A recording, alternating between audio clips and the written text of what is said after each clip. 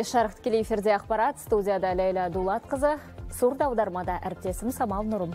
Бүгін хабарымызда. Бүгін Құрбан айт мерекесі. Ел жұрт қашықтықтан құрбандық шалуға кірісіп кетті. Bir күнің ішінде 3000-дай өтініш түсті. Уа жаратушы бариеміз, Ибрахим пайғамбардың атынан құрбандығын қалай қабыл алсаң, Ерлан Олжабайұлы Байғожинің да атынан құрбанды дәл солай қабыл алғайсың. Бірінші сыныпқа құжат қабылдау мерзімі ұзартылды. Білім және ғылым министрлігі тағы қандай шешім қабылдады? Сүйінші хабар, Қызылордадағы провизорлық орталықтан соңғы науқас емделіп шықты. Осылайша 360 орындық стационар жабылды.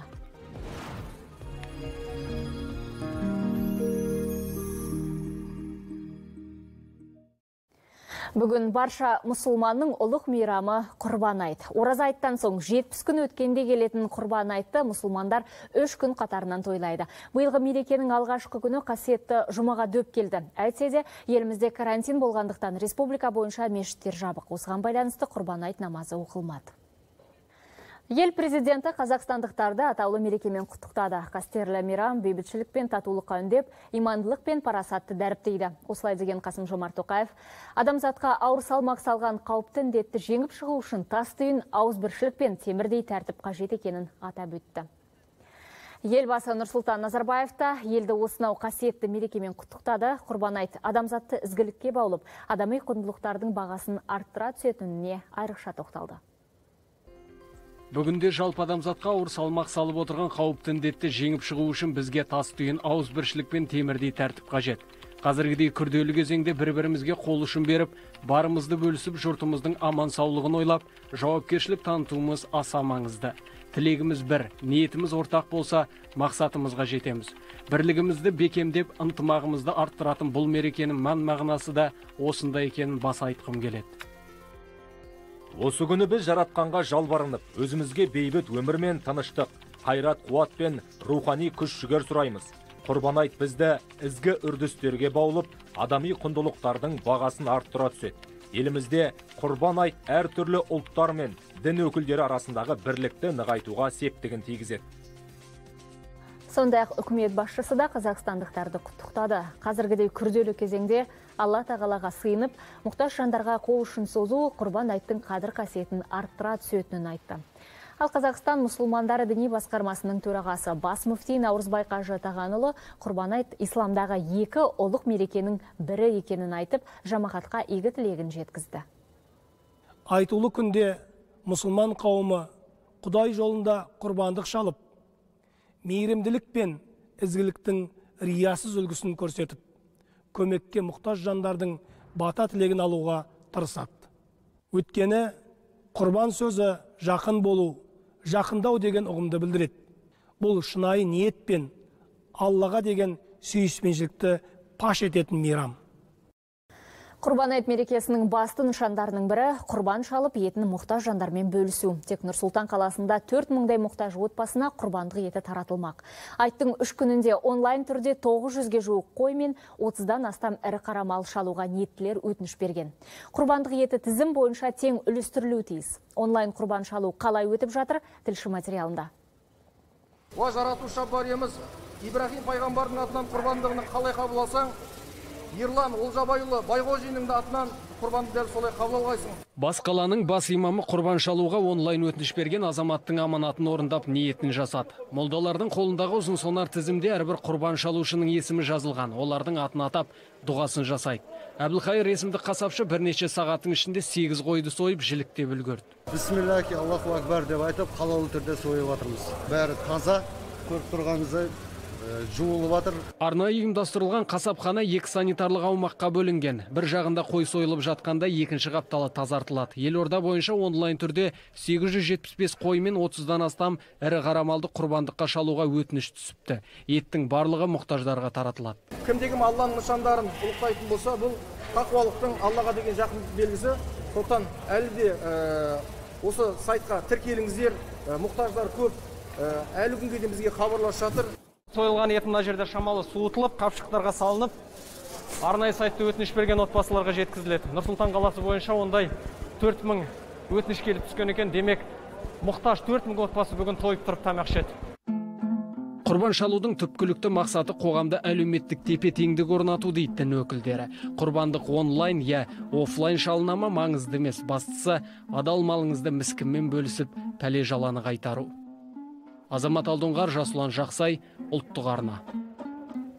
Онлайн құрбан шалу рәсімі барлық өңірде өтіп жатыр. Сауапты істен ешбір аймақ тыс қалған жоқ. Мерекенің алғашқы күні 18 мыңдай отбасына ет таратылды. Жамағатқа жақсылық жасау үшін жаңа тәртіп кедергі келтіріп жатқан жоқ. Бүгін 3225 адам құрбандық шалуға тапсырыс берген. Бұдан басқа 1000-нан астам азамат құрбандық малын әкеліп тапсырды. Нәтижесінде 4700-дей мал сойылып, еті мұқтаж отбасыларға үлестірілді. Карантиндік сақтық шаралары толық сақталып жатыр. Волонтерлар етті мұқтаж отбасылардың үйлеріне дейін жеткізіп беруде. Өзім 2-ші группа инвалидпін. Алла сіздерге разы болсын. Көп сауаптан жассын. Рахмет сіздерге осындай көмек беріп атқандарыңызға. Бірнеше қаланың кіреберіс жолдарына мобильді бақылау бекеттері қойылды, яғни құрбан айт күндері тұрғындар шаһарға 4 түлік тасымалдай алмайды. Атырау қаласы санитарлық дәрігерінің арнайы қаулысы бар. Оған сәйкес қалаға мал алып кіруге тыйым салынған. Арнайы өткізу пункттері 2 тамызға дейін жұмыс істейді. Бекеттердегі жағдайды полицейлер мен ветеринар мамандар қадағалайды. Атырау Астрахань тас жолының Қараөзек, Атырау Орал тас жолының Береке ауылы, Атырау Доссор тас жолындағы телемұнара тұсында және Атырау Индер тас жолының Ақжар поселкесі тұстарында мобильді бекеттер қойылды. Сонымен қатар Батыс Қазақстан облысымен шекаралас Атырау облысының Аққала елді мекені тұсында да мобильді бекет қойылды. Алматыда да 14 бекет қойылды. Қалаға мал әкелудің алдын алу үшін жүк көліктері тексеріліп жатыр. Мамандардың айтуынша түліктерді жеткізбек болғандар тіркелген жоқ.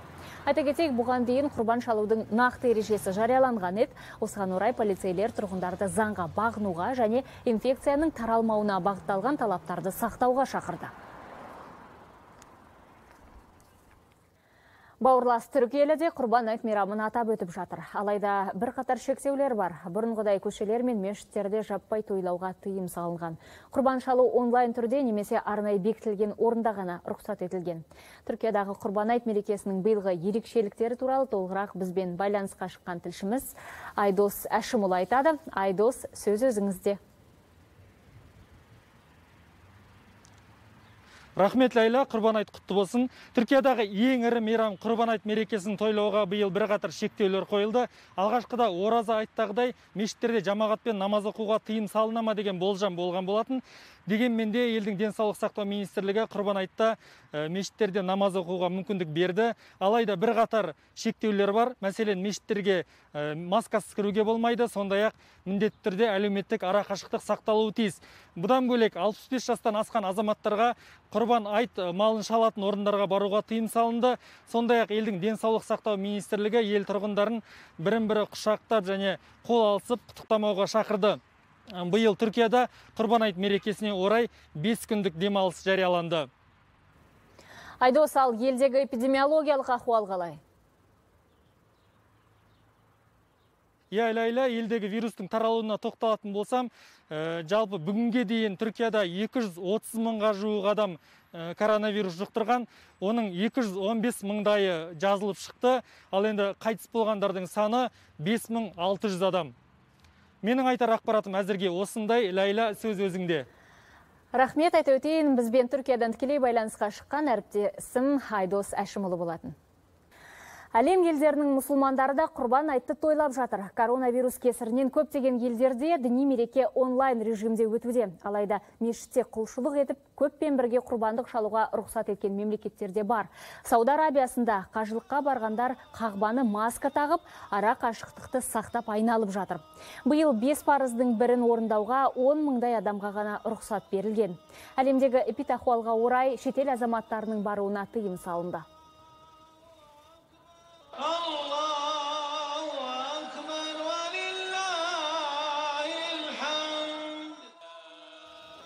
Ал Түркияда қайтадан мешітке айналған Әулие София шіркеуінде 86 жылдан кейін алғаш рет құрбан айт намазы оқылды. Діни шараға парламент мүшелері, саяси тұлғалар да қатысты. Коронавирус қаупіне қарамастан мешіттің іші мен сыртында ине шаншар орын болмады.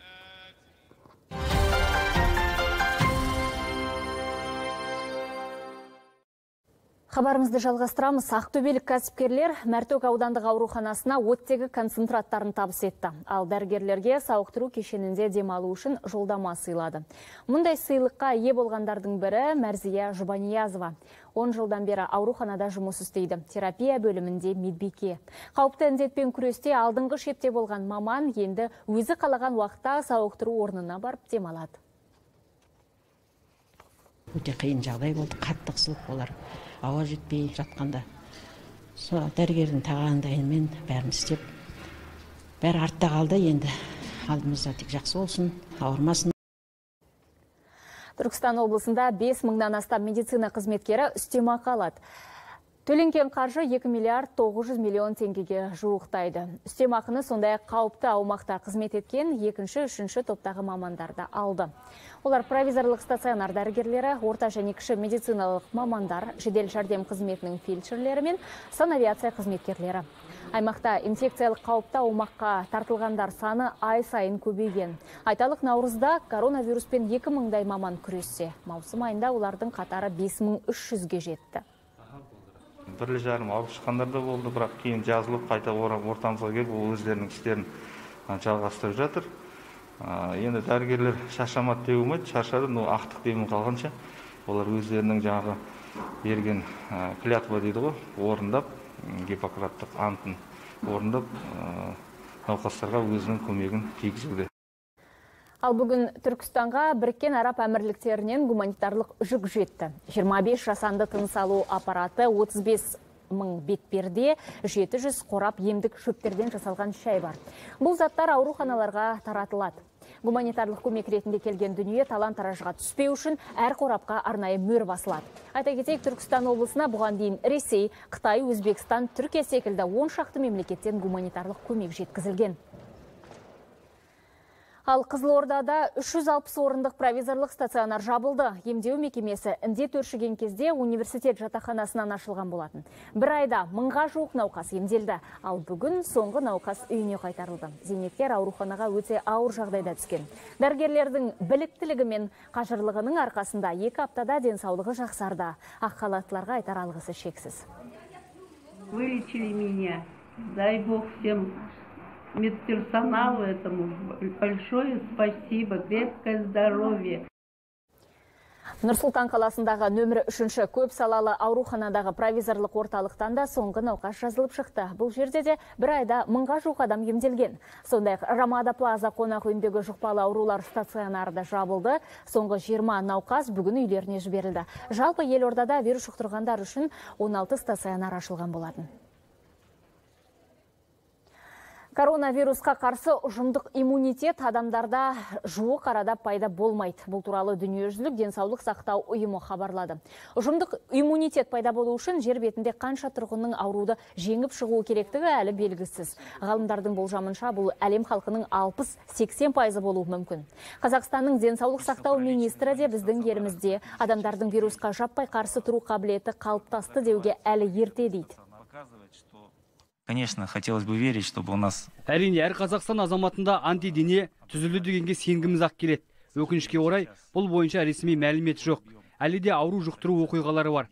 Сондықтан қазіргі басты мәселе маска тағып, ара қашықтықты сақтау. Ал тұрғын үйлер мен саябақтарға үздіксіз дезинфекция жасалған соң пневмония көбейді деген ақпарат жалған. Алматы қаласының бас санитар дәрігері Жандарбек Бекшин залалсыздандырудың адам ағзасы мен үй жануарларына зияны жоқ екенін айтты. Оның сөзінше қауіпті кеселмен күресудің бірден-бір жолы көшелер мен адам көп жүретін жерлерді тұрақты дезинфекциялау. Қолданылып жүрген химиялық препарат хлор және глюкамин. Су құрамындағы олардың мөлшері де өте аз, яғни бұл қауіпсіз концентраттар. Сол себепті бас санитар дәрігер тұрғындарды алаңдамауға шақырды. Сондай дезинфекциялаушы ұйым өкілдерінің жұмысы мен қолданып жатқан препараттары әркез бақылауда екенін жеткізді. Ауыз су ішіп жатырмыз ғой, онда да хлор бар, бірақ ешқандай зиян әкелмейді. Неге десеңіз, бұл препараттар зерттеуден өткен, сертификациядан өткен, тек қана бізде емес, бүкіл әлемде пайдаланылуда бұл препараттар. Өзгеде ақпараттар, бірінші сыныпқа баратын баланың құжатын қабылдау мерзімі 20 тамызға дейін ұзартылды. Карантиннің 2 аптаға созылуына байланысты Білім және ғылым министрлігі осындай шешім қабылдады. Ал балабақшалардағы кезекті топтардың жұмысын 3 тамыздан бастап жандандыруға рұқсат етілді. Алайда әр аймақтың жергілікті әкімдіктері сол өңірдің эпидахуалына байланысты өз алдына шешім қабылдайтын болды. Нұр-Сұлтан қаласында алдағы 2 аптада балабақшалар ашылмайды деген шешім қабылданып отыр. Нұр-Сұлтанда дәрі-дәрмек бағасын негізсіз көтеріп, онлайн сауда жасағандар құрықталды. Криминалды полиция желі арқылы медициналық маска мен препараттарды сатқан пысқайларды ұстады. Заңсыз саудамен айналысқан 2 азаматтан 300 мыңдай теңгенің тауары тәркіленді. Арнайы рейдтік тексеру нәтижесінде қаладағы 8 дәріхана баға министрлік бекіткен қаулыға сәйкес еместігі анықталды. Жыл басынан бері заңсыз әрекет үшін 117 азамат және 68 дәріхана қызметкері жауапқа тартылған. Ал прокуратураның мәліметіне сай, маска режимін бұзған 3,5 мыңға жуық адам 30 айлық есептік көрсеткіш көлемінде айыппұл төледі. Украинада вирустың таралуы тағы да өршіп барады. Күніне 1000-нан астам адам инфекция жұқтыруда. Себебі карантин талабын көпшілік сақтамай отыр. Көшеде жұрт маскасыз жүр, өзен жағасында бос орын жоқ. Суға шомылушылар санитарлық ережелерді мүлдем ескермейді. Қоғамдық тәртіпті бақылау үшін 17 мыңға жуық құқық қорғау қызметкерлері жұмылдырылғанымен жетіспей жатыр. Виконання цих рекомендацій. Маска және 1,5 метрлік арақашықтық. Еш қиындығы жоқ. Коронавирустың таралуы осы қарапайым ережеге тікелей байланысты. Бірақ соны ескермей жатыр халық. Біз қолымыздан келгенше жағдайды тұрақтандыруға тырысып жатырмыз. Өзбекстан президенті Шавкат Мирзиёевтің туысы коронавирустан қайтыс болды. 69 жастағы Нуман Эгимбердиев 1 ай бұрын немересінің тойына барған. Яғни сол шараға келген 200-ден астам қонақтың бірінен вирус жұқтыруы мүмкін деген ақпарат тарап жатыр. Себебі аталған тойға шақырылған өзге де бірнеше адамның індетке шалдыққаны анықталды. Дәрігерлер Эгимбердиевтің коронавирустық инфекциядан көз жұмғанын растады. Қазір оған инъекция жасаған медицина өкілі де ауырып жатыр. Әлемде коронавирус жұқтырғандар саны 17 миллионнан асты. Адамдардың салғырттығынан жағдай қайта ушығып барады. Вьетнамда жұқпалы дерттен алғашқы науқас қайтыс болды. 70 жастағы қария инфекцияны емдеу мекемесінде жұқтырған. Ауруға шалдыққандар саны 509 адамға жетті. Ұлыбритания науқастар үшін оқшаулау режимін 7-ден 10 күнге дейін ұзартты. Енді Испаниямен қатар Люксембургтен барған жолаушылар да 14 күн карантиннен өтуі тиіс. Елде соңғы тәулікте 800-дей адам вирус жұқтырған. Бұл бір айдағы ең жоғарғы көрсеткіш. Ал Ресей астанасы Мәскеуде маска тақпаған үшін 50 мыңдай адамға айыппұл салынды. Ережеге бағынбаған 6 мың дүкен 300 миллиондай рубль төлеген. Елде індеттің өршуіне байланысты қатаң талаптар енгізіліп жатыр. Минскіде ұсталған 33 ресейлікке қатысты ресми Мәскеу жауап берді. Ресей президентінің баспасөз хатшысы Дмитрий Песковтың сөзінше, бұл азаматтар жеке күзет компаниясының мүшелері. Транзитпен Стамбулға ұшуы тиіс еді. Алайда ұшаққа кешігіп қалғандықтан Минскіде аялдауына тура келген. Олар заңға қайшы әрекет жасамады деген Песков, Ресей азаматтарының еш негізсіз ұсталуы одақтас елдерге тән әрекет емес екенін атап өтті. Еске салайық, Беларусь аумағында 33 ресейлік қолға түскен еді, оның 32-сі жекеменшік әскери компания мүшелері.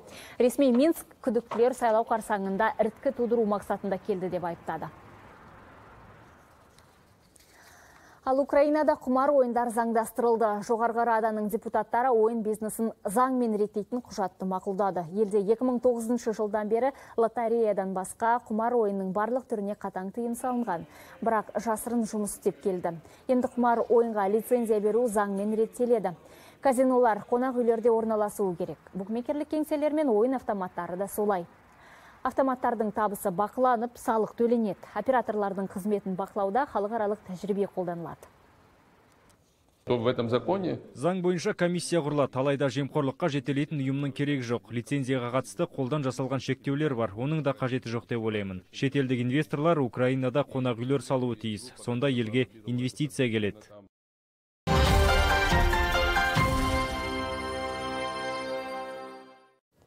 Хабарымызды жалғастырамыз. Теміртау қаласының экологиялық мәселесі күн тәртібіне шықты. Бүгін жұмыс сапарымен шаһарға барған экология министрі оған ерекше ден қоямыз деп отыр.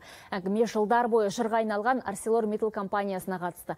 Мағзұм Мырзағалиев алдағы 3 апта көлемінде жол картасын жасап, күрмеулі мәселені шешуге шыңдап кірісуге ниетті.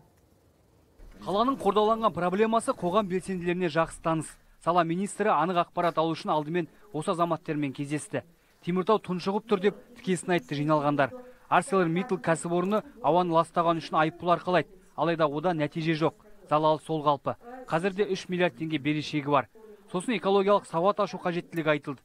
Тек оны оқушылар ғана емес, шенеунік те, өндірісші де үйренгені жөн. Вопрос экологии в Теміртау. Теміртаудағы экология мәселесі үнемі 3-ші орында. Тек комбинаттың жұмыс істеуіне кедергі келтірмей кіріс алып отыру басты мақсат болды. Кез келген тұрғыннан сұрасаңыз, жағдайдың көз алдында қиындап бара жатқанын айтады. Министр бүкпес әңгімеден кейін атышулы комбинаттың шаруасымен танысты. Ат шаптырым аумақты алып жатқан алып өндірісте бәрі ескі құсқы, 60-шы жылдардың сарқыты. Тек бірдекілі жаңа технологиялар енгізілуде. Мұндағы ең көп зиянды зат агломерация цехынан шығады. Құзырлы мамандар 57% ластап отыр дейді. Әйтсе де кәсіпорын жетекшілері өздеріне шаң жуытпайды. По отчетам все хорошо. По факту мы знаем, что вот эти цифры, которые вы даете нам в отчете, они занижены. Зиянды заттардың азайтудың төте жолы табиғи газ. Сонда жылу электростанцияларындағы көмір көлемі кемейді. Газды пайдалансақ, біз ауаға тарайтын отты 22%-ға дейін азайтамыз. Рас, кәсіпорын көмір орнына көгілдір отын пайдаланса, қаланың экологиялық жағдайы біршама түзеледі. Бұған ведомство қолдау танытуға дайын. Алайда мұнымен халық саф ауа жұта қоймайды. Осы зауыттағы әр цехтың қаншалықты ластағыш заттарының көлемін анықтауымыз керек. Бұл мәселелер енді қысқа уақытта шешіледі деп айта алмаймын. Дегенмен бүкіл күшімізді осы мәселелер шешу үшін біз салуымыз керек. Ал Еуропада жасыл экономикаға көшу үшін өндіріске 15 жыл мерзім беріледі. Сол аралықта технологиялық тұрғыда толық қамтылуы тиіс. Әйтпесе 2, 4 немесе 8 есе эмиссия төлейді. Бұл норма біздің экологиялық кодекске де енгізілді. Енді парламенттің қарауына түседі. Теміртаулықтар таза ауамен тыныстау былай тұрсын аңсайтын болған. Сондықтан қаланың экологиялық мәселесін жүйелі әрі барынша жедел шешу үшін жол картасы жасақталып, 90 сайын қоғамдық тыңдау өткізу жоспарланып отыр. Айтпақшы, министрдің сапарынан кейін қалалық әкімдікте экологиямен айналысатын арнайы бөлім ашылатын болды. Нысаналы Ғыл, Еркінжан Керімжан, ұлттық арна. Ал Теңіз-Шевройл компаниясына қарасты мердігер мекемелерде вақталық жұмыс уақыты 56 күнге заңсыз ұзартылған. Мұны Атырау облыстық прокуратурасы тексеру кезінде анықтады. Осыған орай Теңіз-Шевройл басшылығына ескерту хат жолданды. Қазір кен орнында 14 мыңға жуық адам ауысыммен жұмыс істейді. Олардың еңбек құқықтарының сақталуы прокурорлардың бақылауында болады. Азаматтарға 21.250 теңге көлеміндегі әлеуметтік төлем автоматты түрде аударылады. Бұл жөнінде еңбек және әлеуметтік комитеті басқармасының басшысы мәлімдеді. Айтуынша, карантин салдарынан табысынан айырылып, шілде айында 42.500 теңге алуға өтініш бергендер бұл қаражатқа қиналмай қол жеткізеді. Ал өтінішті тамыздан бастап өткізгендер 2 айдың жәрдемақысын қоса алады. 3 тамыздан бастап енді ғана әлеуметтік төлемді алу бойынша өтіндерді жолдаған азаматтардың өтіндері, егерде ол азаматтар мынау карантинге байланысты өздерінің табысын жоғалтып, немесе жалақы сақталмай демалысқа жолданылған жұмыскерлер болған жағдайда, ол кісілердің арыздары мақұлданып, 63.750 теңге мөлшеріндегі әлеуметтік төлем берілетін болады. Айта өтейік, бүгінге дейін 42.500 теңге әлеуметтік төлемді 2.100.000 қазақстандық алды. Жалпы жәрдемақыға 2.300.000 адамнан өтініш түсті. Бір жолғы төлемді тағайындау үшін өтініштер 1 қыркүйекке дейін қабылданады. Сенат қайырымдылық шараларға үн қосуда. Құрбан айт мерекесіне орай мұқтаж жандарға, ерекше қажеттілігі бар азаматтар мен індетпен күрестің алдыңғы шебінде жүрген медқызметкерлерге көмек көрсетті. Сенат төрағасы Мәулен Әшімбаев қаладағы әлеуметтік дәмханаға барып, ұжыммен кездесті. Мұнда ерекше тағдыр иелері жұмыс істейді. Олардың әрқайсысына құрбандық еті салынған азық-түлік қоржыны мен естелік сыйлықтар табысталды. Соңғы жылдары әлеуметтік кәсіпкерлік саласы жаңа қарқынмен дамып келеді. Елде осында 200-ге жуық әлеуметтік әлеуметтік бизнес нысаны бар. Алайда бұл сала заңнамалық тұрғыда реттелмеген. Мәулен Әшімбаев алдағы уақытта осы бағыттағы жұмыстар қолға алынатынын айтты. Құрбан айт мейрамы ол айналадағы адамдарға жақсылық жасау. Әлеуметтік кәсіпкерлік деген үлкен бағытты емен сияқты азаматтар бүгін жылжытып жатыр, дамытып жатыр. Ары қарай да біз енді парламенттің тарапынан да осындай әлеуметтік кәсіпкерлікті қолдауға өзіміздің көмегімізді беретін боламыз. Шығыс Қазақстанда жұмыспен қамтудың жол картасы бағдарламасы аясында ауылдардың ішкі жолдары жөнделіп жатыр. Карантин кезінде де жұмыс тоқтаған жоқ. Елді мекендердің ішкі жолдарын қалыпқа келтіру үшін 1 миллиард 12 миллион теңгеден астам қаржы бөлінген. Нәтижесінде аудан орталығындағы көшелердің жартысына асфальт төселді. Оған қоса жылдар бойы қараусыз қалған ауыларалық тас жолдарда жаңартылып жатыр. Бұрын жағдай су кешіп, батпақ кешіп жүретінбіз. Қазір ризамыз. Қазір 400 километр жері салынды. Халық күнде шығып қадағалап тұрамыз. Бір жылдың өзінде Үржар ауылының үстінде 27 көше асфальтпен қапталып, халыққа өте жақсы жағдай жасалып отыр. Болашақта Үржар ауылындағы 112 көше толық барлығы жөндеуден өтіп, барлық асфальтпен жасалып жоспарымызда бар. Семейде қоғамдық көліктер қалыпты режимге көшті. Карантин кезінде автобустардың қозғалысы шектеліп, таңертең және кешкі уақытта ғана қатынаған. Енді жолаушыларды таңғы сағат 6:30-нан кешкі 19:30-ға дейін тасымалдайды. Автобустар кесте бойынша әзірге шілде айының соңына дейін жүреді дейді мамандар. Ал тамызда жаңа құжат әзірленуі мүмкін. Ең бастысы санитарлық қауіпсіздік ережелерін сақтау бақылауға алынады. Маршруты соблюдаются. Барлық қоғамдық көліктерде санитарлық талаптардың сақталуы қадағаланады. Соңғы аялдамаға келгенде міндетті түрде залалсыздандыру жүргізіледі. Кондуктор мен автобус жүргізушісінің негізгі міндеттерінің бірі жолаушылардың бетперде киюін бақылау. Талапқа көнбегендерге айыппұл салынады. Происходит на каждой. Елімізде халықаралық жүк тасымалы үшін рұқсат беру рәсімдерін автоматтандыру көзделіп отыр. Көлік комитетінің хабарлауынша бұл осы саланы қағаз бастылықтан арылтып, көрсеткіштерді арттыруға мүмкіндік береді. Десе де ол қазір де жаман емес. Карантиндік шектеулерге қарамастан көлікпен жүк тасымалдау көлемі өткен жылдың деңгейіндей сақталып отыр. Мәселен, былтыр 1,5 миллиард тонна тасымалданса, биыл 1,43 миллиард тонна жүк жеткізілген. Көлік комитеті сондай-ақ еліміздің автобус паркін жаңарту жұмыстарын жаңғыртып, жолаушы тасымалын дамытуды жоспарлап отыр. Сондай-ақ қалалық автобус тасымалдарын дамыту бойынша шаралар кешені әзірленді. Оны іске асыру барысында саладағы проблемалық мәселелерді шешуге, сондай-ақ көрсетілетін қызметтердің сапасын арттыруға мүмкіндік береді. Бірнеше жыл бойы жұрт жағымсыз иіс шығады деп, жиі шағымданып келген Талдыкөл келешекте табиғи саябаққа айналады. Аталған демалыс аумағының құрылысы қысқа мерзімде аяқталады деп жоспарланған. Оған жұмсалатын қаражат көлемі әлі есептеліп жатыр. Талдыкөлден табиғи саябақ жасау табан астында туындаған идея емес. Бірнеше жылдан бері айтылып келеді. Мұнда қазір тазартылған кәріз суы да құйылмайды. Енді тұрғындар үшін демалыс орнын жасау жоспарда бар.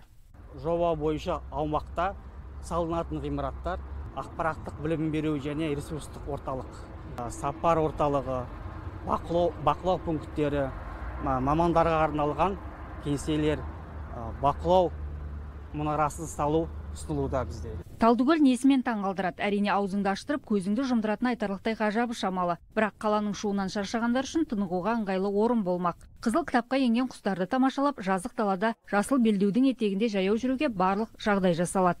Здесь очень интересно. Биологиялық әр алуандылық сақталады. Көлдің өзіне келетін болса, қазір ешқандай иіс жоқ. Құстар толып жүр, балығы баршылық. Мұндай қалалық табиғи саябақ Қазақстан тұрмақ Орта Азияда бірінші рет ашылады. Талдыкөл табиғи паркінің жобасы бекітілген. Бюджеті туралы әзірге ақпарат жоқ. Жергілікті қазынадан немесе жекеменшік қаржы көздері арқылы қарастырылады. Табиғи саябақты алдағы 3 жылда қолданысқа беру жоспарланған. Ақерке Берікбекқызы, Ербол Мәндібек, Замир Обайдаев, Ұлттық арна. Бүгінге айтарымыз осы. Бар ақпарат арнамыздың ғаламтордағы ресми сайтында. Ұлттық арна ұжымы барша мұсылман қауымын қасиетті Құрбан айт мерекесімен шын жүректен құттықтайды. Жақындарымызға жанашыр болайық. Аман сау болыңыздар.